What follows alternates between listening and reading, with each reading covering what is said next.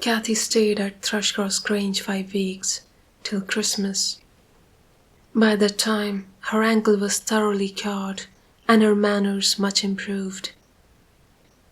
The mistress visited her often in the interval and commenced her plan of reform by trying to raise her self-respect with fine clothes and flattery, which she took readily, so that instead of a wild, headless little savage jumping into the house and rushing to squeeze us all breathless, there alighted from a handsome black pony a very dignified person, with brown ringlets falling from the cover of a feathered beaver, and a long cloth habit which she was obliged to hold up with both hands that she might sail in. Hindley lifted her from her horse, exclaiming delightedly, "Why, Kathy, you're quite a beauty. I should scarcely have known you. You look like a lady now. Isabella Linton is not to be compared with her, is she, Francis?" "Isabel has not her natural advantages," replied his wife, "but she must mind and not grow wild again here. Alan, help Miss Catherine off with her things.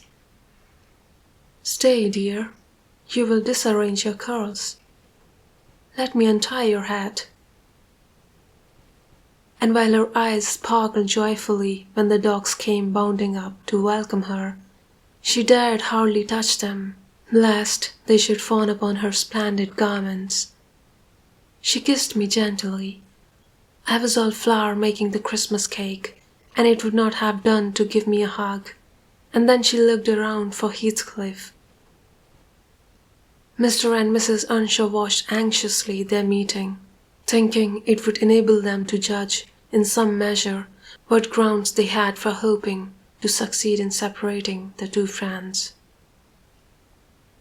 Heathcliff was hard to discover at first. If he were careless and uncared for before Catherine's absence, he had been 10 times more so since. Nobody but I even did him the kindness to call him a dirty boy and bid him wash himself once a week, and children of his age seldom have a natural pleasure in soap and water. Therefore, not to mention his clothes, which had seen 3 months' service in mire and dust, and his thick uncombed hair, the surface of his face and hand was dismally beclouded. He might well skulk behind the saddle on beholding such a bright, graceful damsel enter the house, instead of a rough-headed counterpart of himself. "Is Heathcliff not here?" she demanded, pulling off her gloves and displaying fingers wonderfully whitened with doing nothing and staying indoors. "Heathcliff, you may come forward," cried Mr. Hindley, enjoying his discomfiture and gratified to see what a forbidding young blackguard he would be compelled to present himself. "You may come and wish Miss Catherine welcome, like the other servants." Kathy, catching a glimpse of her friend in his concealment, flew to embrace him. She bestowed 7 or 8 kisses on his cheek within the second, and then stopped and, drawing back, burst into a laugh, exclaiming, "Why, how very black and cross you look, and how funny and grim! But that's because I'm used to Edgar and Isabella Linton. Well, Heathcliff, have you forgotten me?" She had some reason to put the question, for shame and pride threw double gloom over his countenance and kept him immovable. "Shake hands, Heathcliff," said Mr. Earnshaw, condescendingly. "Once in a way that is permitted." "I shall not," replied the boy, finding his tongue at last. "I shall not stand to be laughed at. I shall not bear it." And he would have broken from the circle, but Miss Cathy seized him again. "I did not mean to laugh at you," she said. I could not hinder myself. Heathcliff, shake hands at least. What are you sulky for? It was only that you looked odd. If you wash your face and brush your hair, it will be all right. But you are so dirty. She gazed concernedly at the dusky fingers she held in her own, and also at her dress, which she feared had gained no embellishment from its contact with his. You needn't have touched me, he answered, following her eye and snatching away his hand. I shall be as dirty as I please, and I like to be dirty, and I will be dirty. With that, he dashed headforemost out of the room, amid the merriment of the master and mistress, and to the serious disturbance of Catherine, who could not comprehend how her remarks should have produced such an exhibition of bad temper.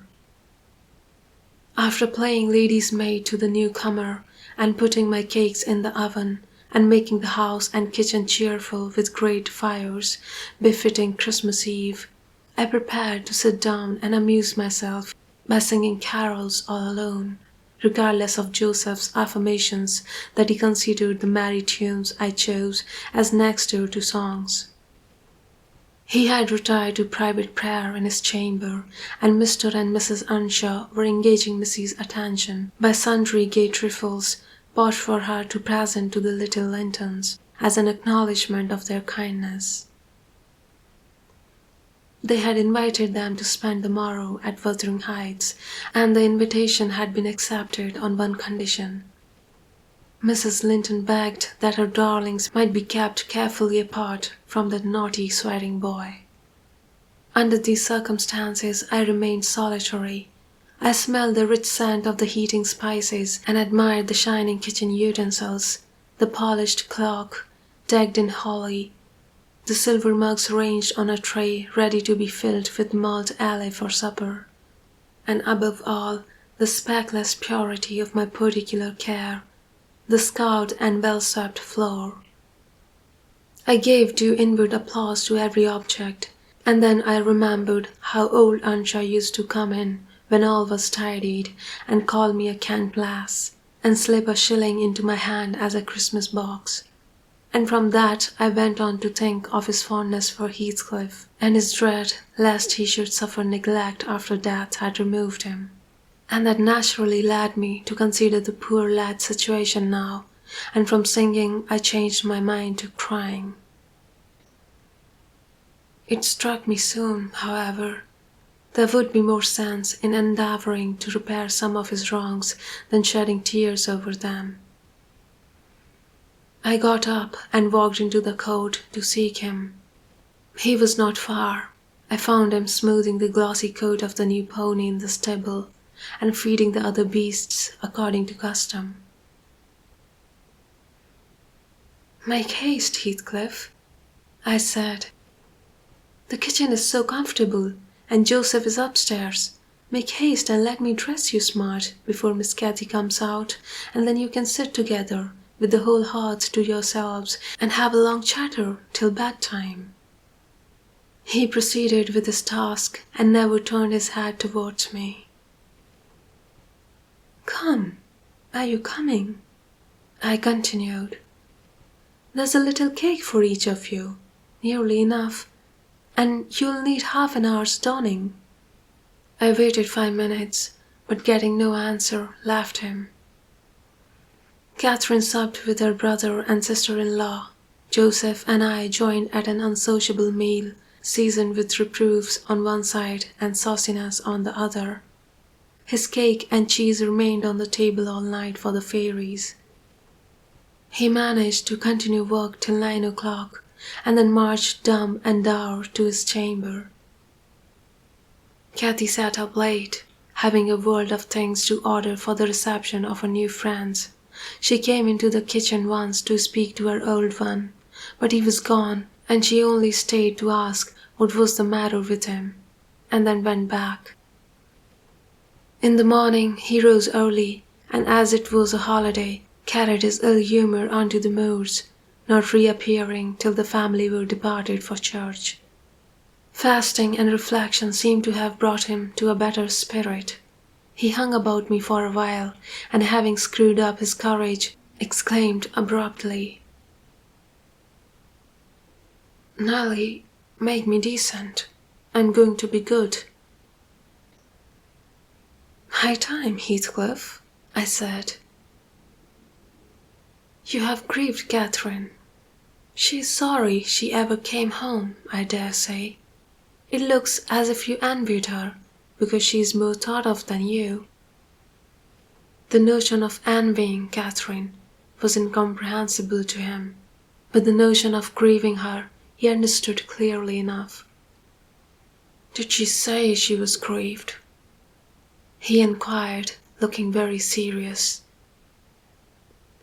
"She cried when I told her you were off again this morning." "Well, I cried last night," he returned, "and I had more reason to cry than she." "Yes, you had the reason of going to bed with a proud heart and an empty stomach," said I. "Proud people breed sad sorrows for themselves, but if you be ashamed of your touchiness, you must ask pardon. Mind when she comes in. You must go up and offer to kiss her and say, you know best what to say, only do it heartily, and not as if you thought her converted into a stranger by her grand dress.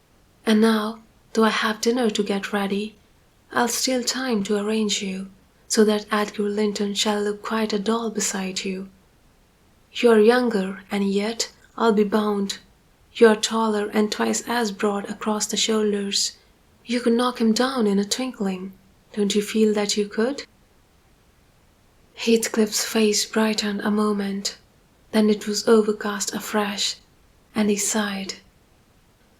"But Nelly, if I knocked him down 20 times, that wouldn't make him less handsome, or me more so. I wish I had light hair and a fair skin, and was dressed and behaved as well, and had a chance of being as rich as he will be." "And cried for mamma at every turn," I added, "and trembled if a country lad heaved his fist against you, and sat at home all day for a shower of rain. Oh, Heathcliff, you are showing a poor spirit. Come to the glass, and I'll let you see what you should wish. Do you mark those 2 lines between your eyes? And those thick brows, that instead of rising arched, sink in the middle, and that couple of black fiends, so deeply buried, who never open their windows boldly, but lurk glinting under them, like devil's spies? Wish and learn to smooth away the surly wrinkles, to raise your lids frankly, and change the fiends to confident, innocent angels, suspecting and doubting nothing, and always seeing friends where they are not sure of foes. Don't get the expression of a vicious cur that appears to knock the kicks it gets at its dessert, and yet hates all the world, as well as the kicker, for what it suffers. In other words, I must wish for Edgar Linton's great blue eyes, and even forehead." He replied, "I do, and that won't help me to them." "A good heart will help you to a bonny face, my lad," I continued. "And now that we have done washing and combing and sulking, tell me whether you don't think yourself rather handsome?" "I'll tell you, I do. You're fit for a prince in disguise. Who knows but your father was Emperor of China, and your mother an Indian queen, each of them able to buy up with 1 week's income Wuthering Heights and Thrushcross Grange together. And you were kidnapped by wicked sailors and brought to England. Were I in your place, I would frame high notions of my birth, and the thoughts of what I was should give me courage and dignity to support the oppressions of a little farmer." So I chattered on, and Heathcliff gradually lost his frown, and began to look quite pleasant. when all at once our conversation was interrupted by a rumbling sound moving up the road and entering the court. He ran to the window and I to the door, just in time to behold the two Lintons descend from the family carriage, smothered in cloaks and furs, and the Earnshaws dismount from their horses. They often rode to church in winter. Catherine took a hand of each of the children and brought them into the house and set them before the fire, which quickly put colour into their white faces. I urged my companion to hasten now and show his amiable humour, and he willingly obeyed. But ill luck would have it that, as he opened the door leading from the kitchen on one side, Hindley opened it on the other. They met, and the master, irritated at seeing him clean and cheerful, or perhaps eager to keep his promise to Mrs. Linton, shoved him back with a sudden thrust and angrily bade Joseph, "Keep the fellow out of the room. Send him into the garret till dinner is over. He'll be cramming his fingers in the tarts and stealing the fruit if left alone with them a minute." "Nay, sir," I could not avoid answering. "He'll touch nothing, not he, and I suppose he must have his share of dainties as well as we." "He shall have his share of my hand, if I catch him downstairs till dark," cried Hindley. "Begone, you vagabond! What, you're attempting the coxcomb, are you? Wait till I get hold of those elegant locks, see if I won't pull them a bit longer." "They are long enough already. I wonder they don't make his head ache. It's like a colt's mane over his eyes," observed Master Linton, peeping from the doorway. He ventured this remark without any intention to insult, but Heathcliff's violent nature was not prepared to endure the appearance of impertinence from one whom he seemed to hate, even then as a rival. He seized a tureen of hot apple sauce, the first thing that came under his gripe, and dashed it full against the speaker's face and neck, who instantly commenced a lament that brought Isabella and Catherine hurrying to the place. Mr. Earnshaw snatched up the culprit directly and conveyed him to his chamber, where doubtless he administered a rough remedy to cool the fit of passion, for he appeared red and breathless. I got the dishcloth and rather spitefully scrubbed Edgar's nose and mouth, affirming it served him right for meddling. His sister began weeping to go home, and Cathy stood by confounded, blushing for all. "You should not have spoken to him," she expostulated with Master Linton. "He was in a bad temper, and now you have spoiled your visit. And he'll be flogged. I hate him to be flogged. I can't eat my dinner. Why did you speak to him, Edgar?" "I didn't," sobbed the youth, escaping from my hands and finishing the remainder of the purification with his cambric pocket-handkerchief. "I promised Mamma that I wouldn't say one word to him, and I didn't." "Well, don't cry," replied Catherine. "You're not killed. Don't make more mischief. My brother is coming. Be quiet." "Hush, Isabella. Has anybody hurt you?" "There, there, children. To your seats," cried Hindley, bustling in. "That brute of a lad has warmed me nicely. Next time, Master Edgar, take the law into your own fists. It will give you an appetite."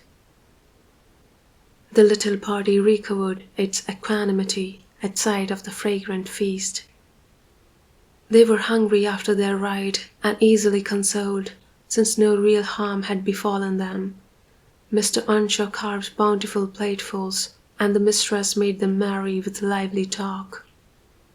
I waited behind her chair, and was pained to behold Catherine with dry eyes and an indifferent air, commenced cutting up the wing of a goose before her. An unfeeling child, I thought to myself. How lightly she dismisses her old playmate's troubles. I could not have imagined her to be so selfish. She lifted a mouthful to her lips, then she set it down again, her cheeks flushed, and the tears gushed over them.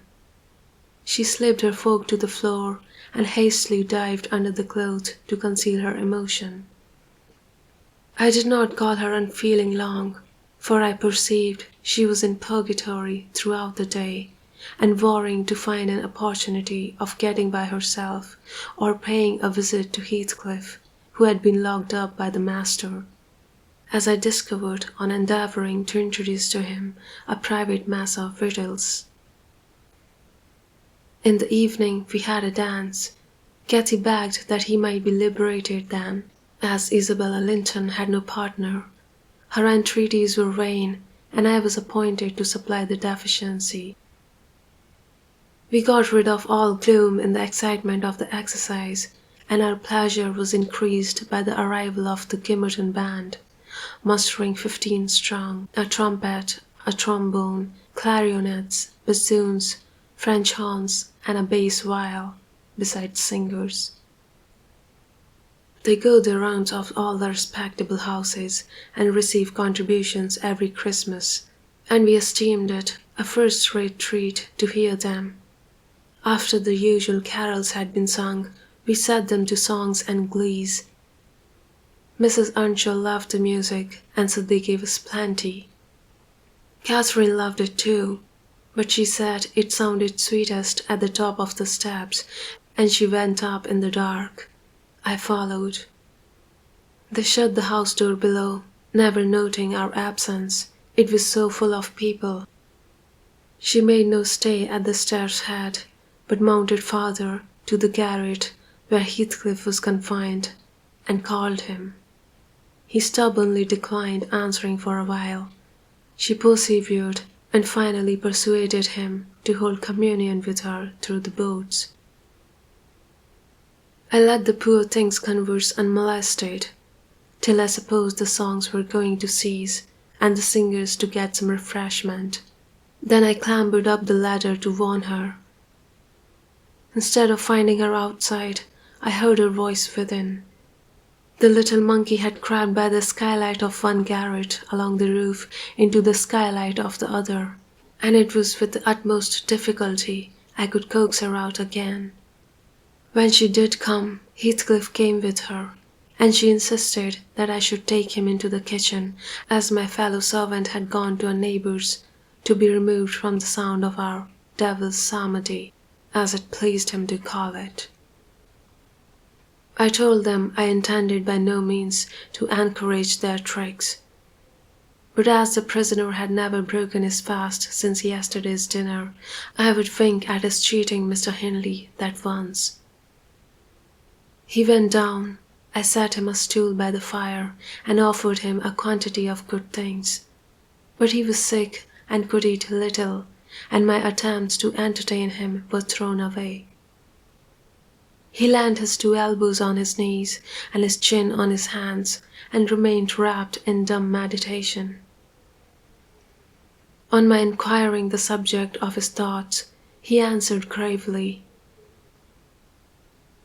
"I am trying to settle how I shall pay Hindley back.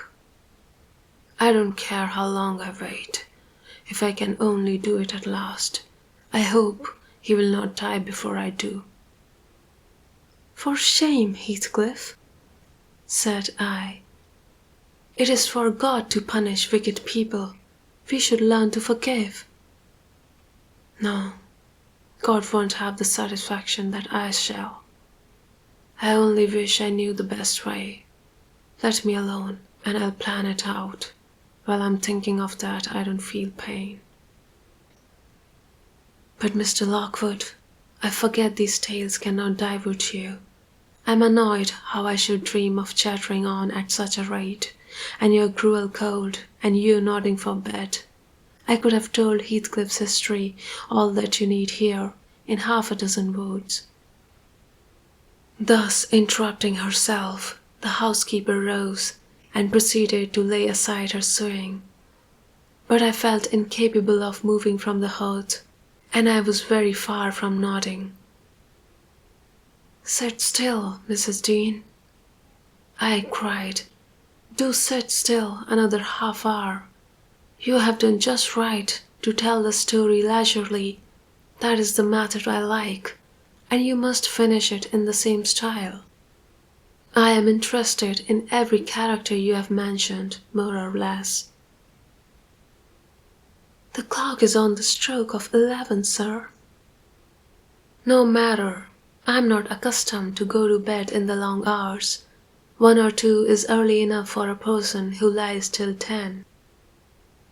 "You shouldn't lie till 10. There's the very prime of the morning gone long before that time.